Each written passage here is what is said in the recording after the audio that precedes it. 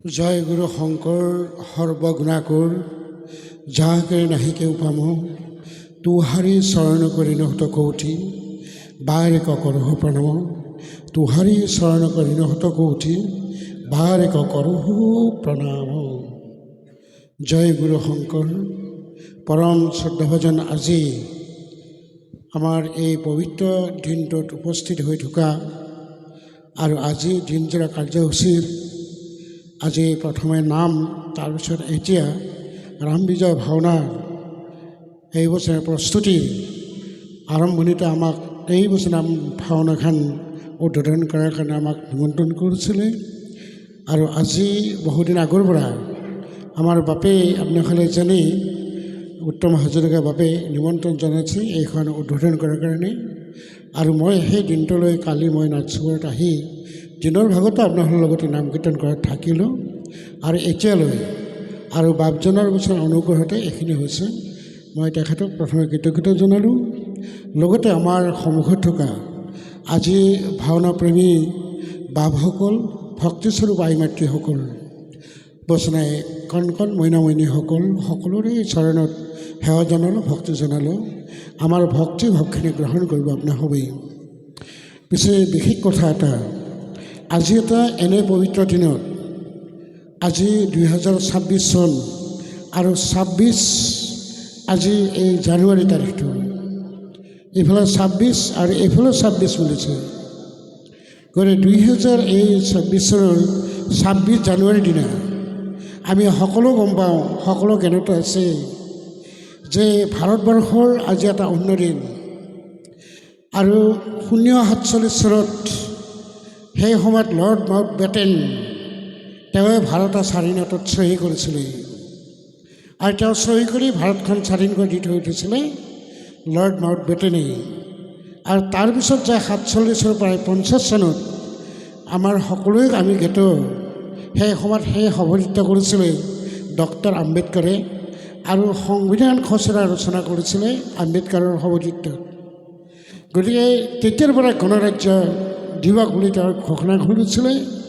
আৰু সেই সংবিধানখন প্ৰায় 200 পৃষ্ঠা জুৰি সংবিধানখন তৈয়াৰ কৰিছিলে ভাৰতৰ। আৰু কানাডা, ৰাছিয়ান এনেকৈ আনি পেলাই তেওঁ সংগ্ৰহ কৰিছিলে এই ভাৰতীয় সংবিধানখন। আৰু সংবিধানৰ দিনটো লৈ পেলাই আজি ভাৰতবৰ্ষত গণৰাজ্য অনুষ্ঠিত হৈছে। গতিকে এইখিনি কথা আমি সকলোৱে জানিব লাগিব। উলহ মালহে গোটেই ভাৰতবৰ্ষখন আজি বেৰি ধৰিছে গণৰাজ্য দিৱসৰ কাৰণে। মই এই দিনটোলৈ স্মৰণ কৰিলোঁ। আৰু শ্বহীদ ভাৰতীয় যিসকলে স্বাধীনতাত শ্বহীদ হৈছিলোঁ, মহাত্মা গান্ধীৰ পৰা আৰম্ভ কৰি সকলোকে আজি মই স্মৰণ কৰিছোঁ এই চেগতেই। আৰু গতিকে আপোনাসকলক এইখিনি কথা আৰু ক'ব লগা হৈছে যে যিখিনি কথা আজি পবিত্ৰ দিন এইটো, আৰু এখেতসকলৰ পবিত্ৰ দিন, আৰু সেইটোতে আজি ভাওনা মহাপুৰুষ শ্ৰীমন্ত শংকৰদেৱৰ অনুপম সৃষ্টি, এই সংস্কৃতি অনুপম সৃষ্টি তেওঁৰ নাটকসকল, অনুষ্ঠান সৃষ্টি তেওঁৰ চিহ্নযাত্ৰা ভাওনা। গতিকে এই ভাওনা ভাগি আমি সকলোৱে জানো। আৰু সকলোৱে স্বীকাৰ কৰি ৰামায়ণৰ কাহিনী, সেই সময়ত এজন বছে বছে সদায় বিচাৰে মানুহ ভৰা এজন সেই সময়ৰ দস্যু। আৰু তেওঁৰ পিছত আছে তেওঁৰ সেই দেহাটোতে তেওঁ সংস্কাৰ হৈ তেওঁ মহাকাব্য এখন লিখিছিল ৰামায়ণ। আৰু ৰামায়ণখন লিখিছিল দুখন মহাকাব্য, মহাভাৰত আৰু ৰামায়ণখন। আদি কবি এটা দেশতে সলনি নকৰাকৈ সেইখন হাতেৰে গোটেইখিনি কথা লিখিছিল ৰামায়ণৰ কথাখিনি। আৰু সেই ৰামায়ণৰ কথাখিনিৰ পৰা গুৰুজনাই সংগ্ৰহ কৰিছিলে এই আজিৰ ভাওনা ভাগি ৰাম বিজয়। অনুপম সৃষ্টি তেওঁ 6খন নাটক লিখিছিলে তেওঁ। সেইকাৰণে সেই নাটকৰ ভিতৰত মানে আন এটা নাটক, এইখন নাটক হৈছিলেগৈ ৰাম বিজয় ভাওনাখন মহাপুৰুষ শ্ৰীমন্ত শংকৰদেৱ অন্তিম কালত। এইখন লিখিছিল কোচবিহাৰত। কোচবিহাৰত তেওঁ যেতিয়া নন্দৰাজে অনুৰোধ কৰিছিলে বোলে তুমি ৰাম বিজয় ভাওনা লিখা, এই ভাওনাখন তেতিয়াই তেওঁ তৈয়াৰ কৰিছিলে জীৱনৰ অন্তিম কালত কোচবিহাৰত ৰাম বিজয় ভাওনা শংকৰদেৱে। আৰু এইখনতে ৰামায়ণৰ কাহিনীসকল লিখিছিল। ৰামে কি কৰিছিল, দশৰথ ৰজাৰ কেনেকৈ মৃত্যু হৈছিলে, আৰু কি কেনেকৈ তেওঁ কৈছে সেই শংকৰদেৱে সেই লিখিছে মানে শ্ৰীৰামৰ ৰূপে কৌশল্যত অৱতৰি বনবাস খপিলা পিতৃবাক্য ধৰি বিৰাজ কম্বলেশ্বৰ মাৰি চাই ললে প্ৰাণ। এই কথাখন তেওঁ লিখিছিল মহাপুৰুষ শ্ৰীমন্ত শংকৰদেৱে। আৰু ভাওনাৰ মাধ্যমেৰে আমি সংস্কাৰ কৰাৰ কাৰণে খুব গুৰুত্ব আৰোপ কৰিছিল মহাপুৰুষ শংকৰদেৱে। আপোনালোকে জানিছে ইয়াতে আজি খুব ছুটি কৰা হৈছে। ইয়াতে গায়ন বায়নৰ বহুত কথা থাকে, মানে তেওঁলোকে বহুত মানে কৰিব লাগে, যেনেকৈ ধৰকচোন এটা মানে ঘোষা ধেমালি, ৰাম ধেমালি, এইবিলাক ধেমালি বহুত কথা থাকে। আৰু মই খুব বেছি কথা দীঘল কথা নকওঁ, যিটো সকলোৱে ভাওনা চালত ৰখি আছে, ভাওনা অন্তৰ্দৃষ্টিৰে চাব লাগে, ভাওনা চাই ভাওনাৰ সভাৰ কথাবিলাক লৈ যাব লাগে, ঘৰলৈ লৈ যাব লাগে, এই ভাওনাৰ কথা মূল কথা। আৰু সেই চিহ্নযাত্ৰা তেওঁ ভাওনাখন কৰিছিলে, চিহ্নযাত্ৰা নাটক দেখিছিলে তেওঁ 19 বছৰতে, আৰু সেইখন নাটকে তেওঁ প্ৰথম নাটক আছিলে। আৰু সেই চিহ্নযাত্ৰা নাটক এনেকৈ কৰিছিলে, যি 7 দিন 7 ৰাতি তেওঁ গোটেই নাচিছিল, অ'ত শংকৰদেৱ ত'ত কৃষ্ণ ত'ত কৃষ্ণ। আৰু সেই সময়ত পংকজবিলাক সপ্ত বৈকুণ্ঠৰ এখন এখন মানে বিলাক হ'ল পংকজবিলাকত মায়া নাথাকে, লক্ষ্মী নাথাকে। আৰু সেই পংকজবিলাকতে শংকৰদেৱে নাচিছিল, শংকৰদেৱে খোল বজাইছিল, গায়ন বায়ন হৈছিল শংকৰদেৱ হৈ গোটেই 7 দিন 7 ৰাতি দেখাইছিল এই ভাওনা। আৰু ভাওনাৰ অন্তত এনেকুৱা কথা হৈছিল, এজন পুৰুষে নিজৰ স্ত্ৰীক চিনি নোপোৱা হৈ গৈছিলে, স্ত্ৰীজনে পুৰুষক চিনি নাপায়, নিজৰ ল'ৰা ছোৱালীক চিনি নোপোৱা হৈ গৈছিলে। ভাওনাৰ ইমান আছিল মহিমা শংকৰদেৱৰ, বুজা নাই, নিজৰ দেহটো ক'ব নোৱাৰা আছিল ভাওনাৰ কাৰণে চাই। আৰু ভাওনাখন চোৱাৰ পিছতে আপোনালোকে জানে সেই সময়ত মহেন্দ্ৰ কন্দলী, কৰ্পূৰ চতুৰ্ভুজ এইসকলে শৰণ গ্ৰহণ কৰিছিলে তেওঁৰ ওচৰত। গতিকে তেতিয়াই শৰণ কাৰ্যসূচী কৰিছিলে মহাপুৰুষ শংকৰদেৱে এই চিহ্নযাত্ৰাৰ পিছতে। গতিকে সেইকাৰণে তেওঁৰ চিহ্নযাত্ৰা নাটক প্ৰথম, এতিয়া চিহ্নযাত্ৰা নাটকখন কেনেকৈ উন্নত কৰিব পাৰে এই চিন্তা চৰ্চা আমাৰ কবিসকলে কৰিছে। গতিকে বাপ আইমাতৃসকল, খুব মই বেছি দীঘল কথা ক'ব খোজা নাই, যিহেতু সকলোৱে এটা বিশেষ মানে কাৰ্যসূচীত ৰখি আছে, ভাওনা চাওঁ কৰে আৰু চাব ভাওনা তেওঁলোকে অন্ততঃ এতিয়া প্ৰায় 10টা বাজিল।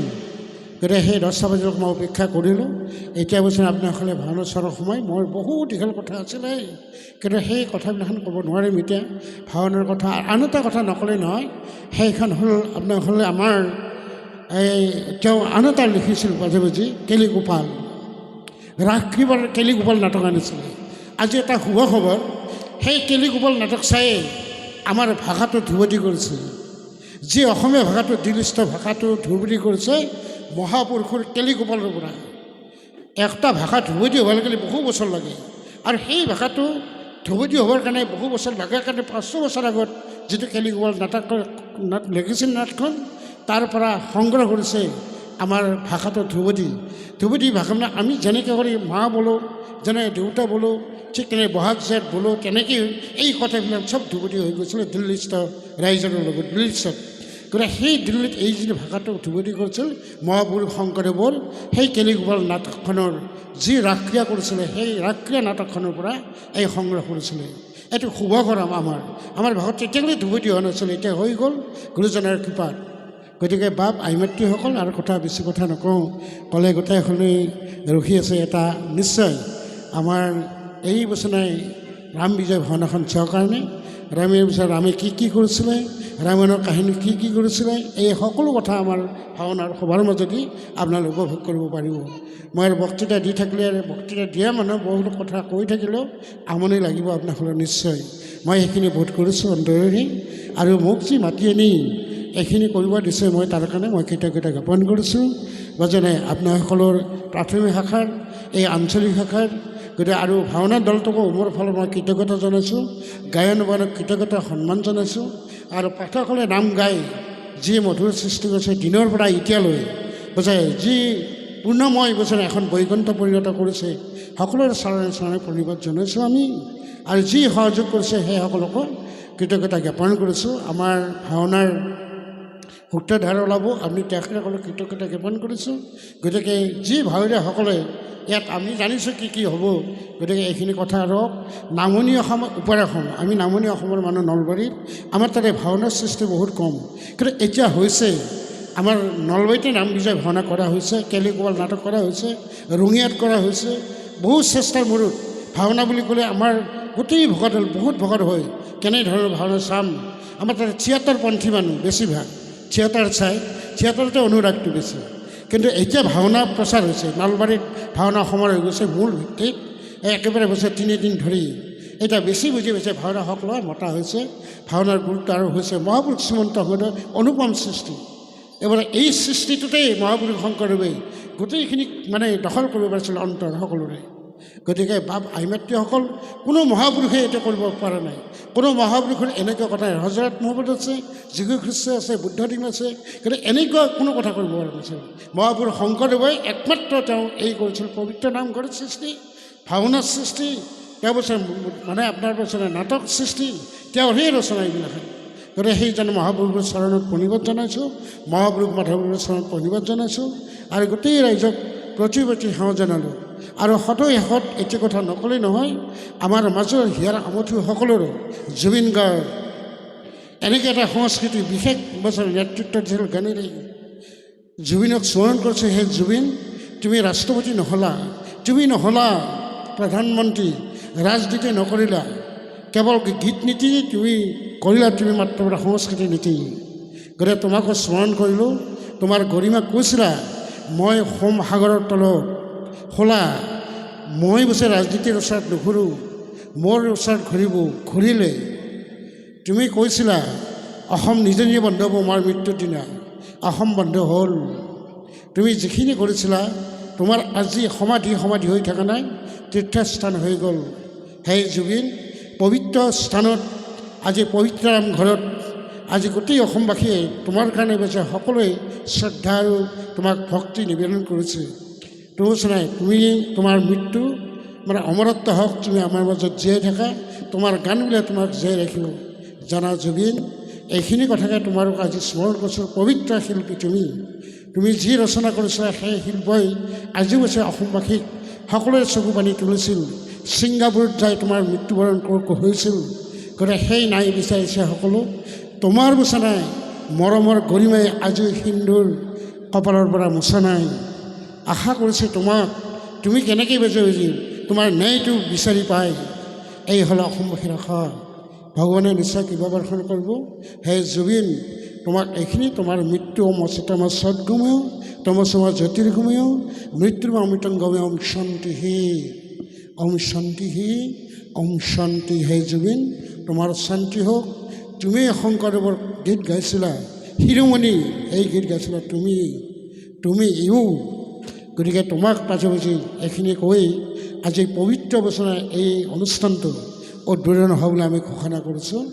আৰু পবিত্ৰ স্নান আপোনাসকলে দৰ্শকসকলে চাব। আপোনাসকলে ইয়াৰ পিছত আপোনাৰ সূত্ৰধৰ আকৌ বাজে ভাৱৰীয়াসকল ওলাব।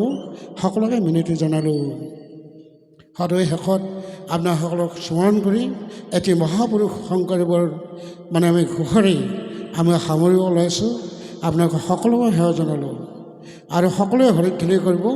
আমাৰ লগত কেতিয়া উদ্বোধনী হ'ব বুলি ঘোষণা হ'ব। অ হৰি, ডাঙৰকৈ ক'ব, অ হৰি, অ ৰাম। উদ্বোধনী হ'ল। আহক আমি সকলোৱে গাব। যোনে আছে নিজৰ আসনৰ পৰা উঠি গুৰুজনক সন্মান জনাওক। চেয়াৰত বহি কৃষ্ণ অ হৰি, অ ৰাম। শ্ৰীমন্ত শংকৰ হৰি ভকতৰ জানা যে নকল্প তৰু তাহান্ত বিনাই নাহি আমাৰ পৰম গুৰু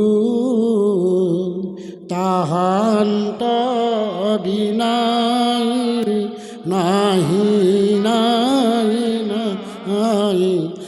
আমাৰ পৰম গুৰু।